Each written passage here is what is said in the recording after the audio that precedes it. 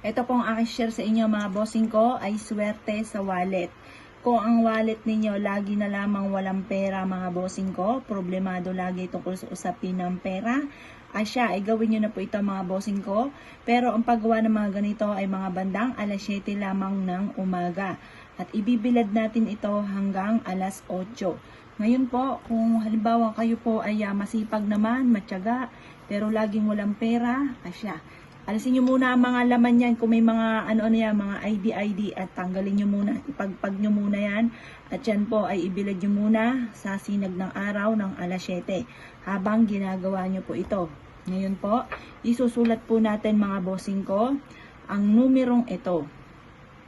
8, 8, 8. Yan. Yan yung ating lucky number. Kasi yan po ay bilog, never ending. Never ending. Para ang swerte, ang pera, never ending.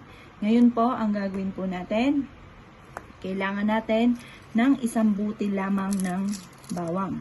Kagaya nito, isang butil lamang. Yan, okay na po yan.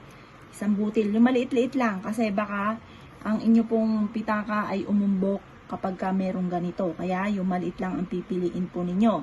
At pagkatapos mga bossing ko, ang gagawin po natin, isulat nyo po dito yung pang-attract natin ng pera.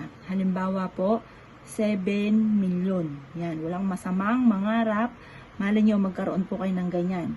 Nakalagay dito, magkaroon agad ako ng 7 million. Ganon ang pag-wish. Yan. At pagkatapos ito mga bossing, ito po ay tutupiin po natin. Yan, ganyan lang. Tutupiin po natin. Tutupiin. Tapos, tupiin nyo siya dito sa may dulo. Tapos, dito sa may butas, siksikan nyo ng asin. Yan. Ang asin ay pang-cleansing mga bossing. Pang-cleansing, panghatak ng swerte, pantaboy ng malas. Ganyan mga bossing. Tapos, ito yung ating wallet. Ngayon, ilalagay natin ito dito sa loob. Yan. Mula ngayon, ito ipanimula na para magkaroon ako araw-araw ng malaking pera. Ganyan mga bossing ko ang pagwiwish ha. At pagkatapos, ibilad nyo ito sa sinag ng araw.